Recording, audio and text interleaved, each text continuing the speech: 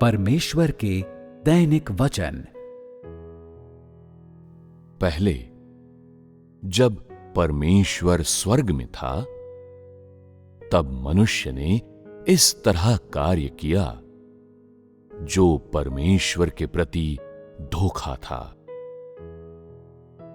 आज परमेश्वर मनुष्य के बीच में है।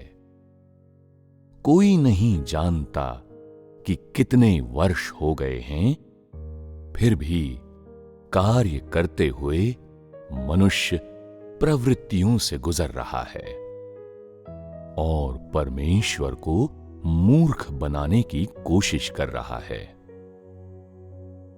क्या मनुष्य अपनी सोच में अत्यंत पिछड़ा हुआ नहीं है? ऐसा ही यहूदा के साथ था। यीशु के आने से पहले यहूदा अपने भाई बहनों से झूठ बोला करता था, यहां तक कि यीशु के आने के बाद भी वो नहीं बदला। वो यीशु के बारे में जरा भी नहीं जानता था और अंत में उसने यीशु के साथ विश्वासघात किया। क्या इसका कारण ये नहीं था कि वो परमेश्वर को नहीं जानता था? यदि आज तुम लोग अभी भी परमेश्वर को नहीं जानते, तो संभव है कि तुम लोग दूसरे यहूदा बन जाओ और इसके परिणाम स्वरूप 2000 वर्ष पहले अनुग्रह के युग में यीशु को सलीब पर चढ़ाए जाने की त्रासदी पुनः खेली जाए। क्या तुम लोगों को इस बात पर विश्वास नहीं है?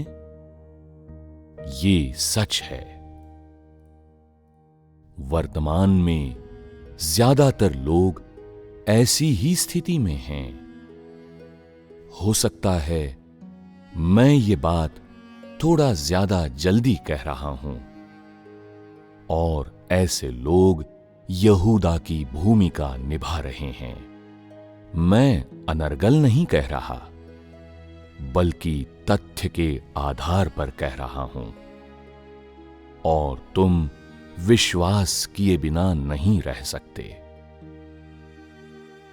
यद्यपि अनेक लोग विनम्रता का दिखावा करते हैं, किंतु उनके हृदयों में बंद पानी के एक कुंड, बदबूदार पानी के एक नाले के अलावा कुछ नहीं है।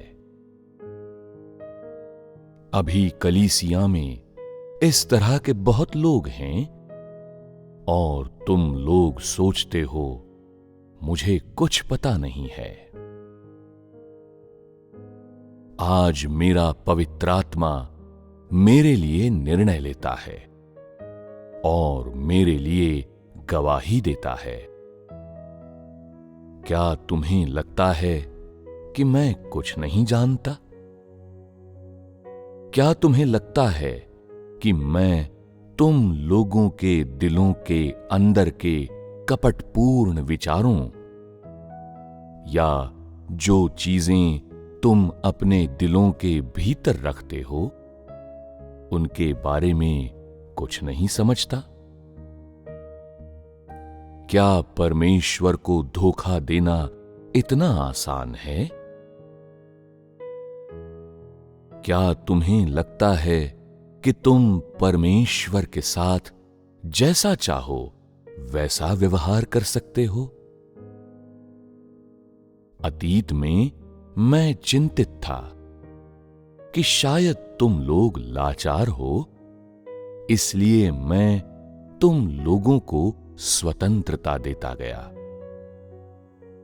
किंतु मनुष्यता ये बताने में असमर्थ थी कि मैं उनके साथ भलाई कर रहा था और इसलिए जब मैंने उन्हें उंगली पकड़ाई तो उन्होंने पहुंचा पकड़ लिया। अपने बीच एक दूसरे से पूछो। मैं लगभग किसी से भी कभी नहीं निपटा और मैंने किसी को भी कभी हल्के से भी नहीं फटकारा। फिर भी मैं मनुष्य की अभिप्रेरणाओं और धारणाओं के बारे में बहुत स्पष्ट हूं। क्या तुम्हें लगता है कि स्वयं परमेश्वर, जिसकी गवाही परमेश्वर देता है, मूर्ख है? यदि ऐसा है तो मैं कहता हूं कि तुम बहुत अंधे हो। मैं तुम्हें बेनकाब नहीं करूंगा, पर आओ देखें कि तुम कितने भ्रष्ट हो सकते हो। आओ देखें कि क्या तुम्हारी चालाकियां तुम्हें बचा सकती हैं, या परमेश्वर से प्रेम करने के लिए सर्वोत्तम प्रयास करना तुम्हें बचा सकता है। आज मैं तुम्हारी निंदा नहीं करूंगा। आओ ये देखने के लिए परमेश्वर के समय का इंतजार करें कि वो तुमसे कैसे प्रतिशोध लेता है। अब मेरे पास तुम्हारे साथ निरर्थक बातचीत के लिए समय नहीं है और मैं केवल तुम्हारे वास्ते अपने बड़े काम में विलंब नहीं करना चाहता। तुम जैसे किसी भुनगे के साथ व्यवहार करने में परमेश्वर को जो समय लगेगा, तुम उसके योग्य नहीं हो। इसलिए आओ देखें तुम कितने लंपट हो सकते हो। ऐसे लोग परमेश्वर के थोड़े से भी ज्ञान की खोज नहीं करते, न ही उनमें परमेश्वर के लिए थोड़ा सा भी प्रेम होता है। और फिर भी वे परमेश्वर द्वारा धर्मी कहलाए जाने की इच्छा रखते हैं। क्या ये एक मजाक नहीं है? चूंकि वास्तव में ईमानदार लोगों की संख्या बहुत थोड़ी है, इसलिए मैं अपने आप को मनुष्य को केवल जीवन देने पर ही ध्यान केंद्रित करूंगा।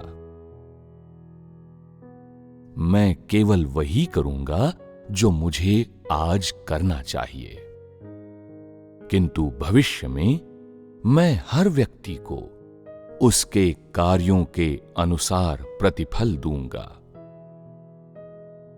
जो कहने की बात है वो मैंने कह दी है, क्योंकि ठीक यही वो कार्य है जो मैं करता हूं। मैं केवल वही करता हूं जो मुझे करना चाहिए, और वो नहीं करता जो मुझे नहीं करना चाहिए। फिर भी मुझे आशा है कि तुम लोग इस बारे में सोचने पर अधिक समय व्यतीत करोगे। वास्तव में परमेश्वर के बारे में तुम्हारा ज्ञान कितना सच्चा है? क्या तुम वैसे व्यक्ति हो जिसने परमेश्वर को एक बार और सलीब पर चढ़ाया है?